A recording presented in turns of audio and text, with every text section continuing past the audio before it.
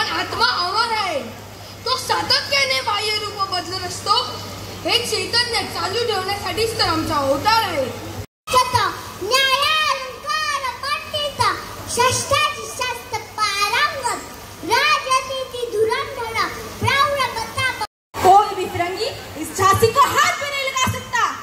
झांसी तो आप भी जाते हैं और हम ही.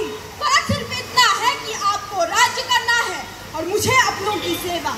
मेरे खून का एक एक बूंद मेरे झांसी में खुशबान है. अगर किसी में हौसला है तो आजमा कर देखो.